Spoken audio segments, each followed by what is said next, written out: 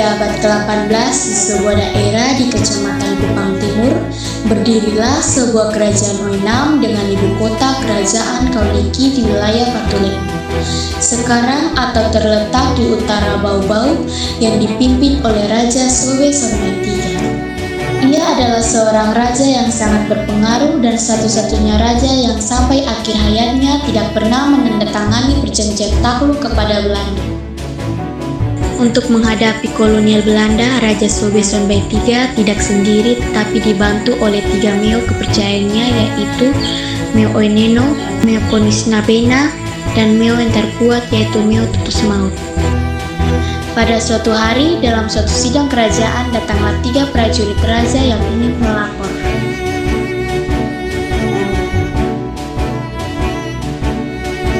Saya mengusir, hamba telah kedatangan tamu dari Belanda.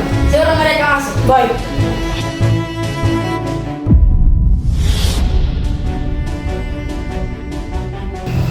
Wow, beautiful. Saya melihat negerimu sangat bagus. Bagaimana kalau kita baru bekerjasama? Kerjasama apa yang kamu maksudkan? Saya menginginkan negeri ini. Bagaimana kalau kita berdua sepakat untuk memikirkan sebagian hasil bumi kepadaku? Dengan menandatangani surat perjanjian ini, kita setuju. Tidak akan. Tetapi, saya melihat leluhurmu dari abad ke-18 sudah menandatangani kotak ini. Mengapa kamu tidak mau? Tidak sesekali aku mendatangi kotak ini karena aku tidak mau bumi pertiwi ini jatuh kepada jangan saat kejam sepertimu.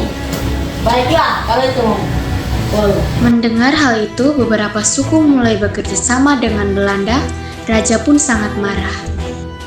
Setelah itu, Raja Sobe Sonbai III mulai mengumpulkan rakyatnya dan para meo untuk membuat benteng pertahanan yang dijaga ketat oleh para meo. Rakyat, kita harus bersatu untuk mengusir Belanda dari negeri ini karena mereka sudah menguasai sedikit demi sedikit wilayah kita. Oleh karena itu, kita harus mengusir mereka dari negeri ini. Betul, kita harus mengusir Belanda dari negeri ini. Baiklah kalau itu.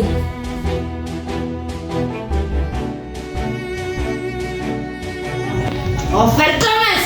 Belanda menyusun strategi untuk berperang dengan kerajaan Oenam pada bulan September tahun 1905. Tepatnya di desa Bipolo, terjadinya peperangan Belanda menyerbu ke benteng Bipolo yang dikenal dengan Perang Bipolo. Prajurit, serang! Pada penyerangan yang pertama, Belanda dikalahkan oleh pasukan Raja Sobe Sonbai III.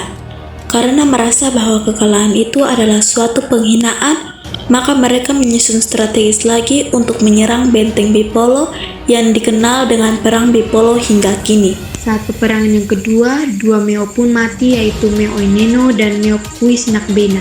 Dengan perlengkapan perang yang memadai, pasukan Belanda dapat menembus 3 benteng dan menyerbu kediaman Sobe Sonbai III. Berlutut bukan karena aku pengecut, berlutut bukan karena aku kalah, tapi aku tidak mau rakyat-rakyatku ditindas oleh jenderal yang sangat kejam seperti bacot. Oh dia!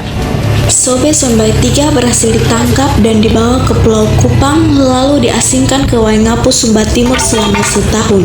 Sementara itu, Tutus Maut juga ikut ditangkap Belanda dan ia ikut menyerah sebagai bukti kepada raja yang sudah dahulu ditangkap oleh tentara atau kolonial Belanda. Kemudian Tutus Maut diasingkan ke Aceh lalu dibawa ke Makassar dan diangkat menjadi prajurit Belanda dalam Perang Bone. Untuk menghindari pengkultusan, pahlawan yang dapat membangkitkan perlawanan oleh penduduk pribumi oleh Belanda dikuburkan di Samarkand dan hingga kini tidak diketahui jelas keberadaan kuburan Sobe Sonbai III.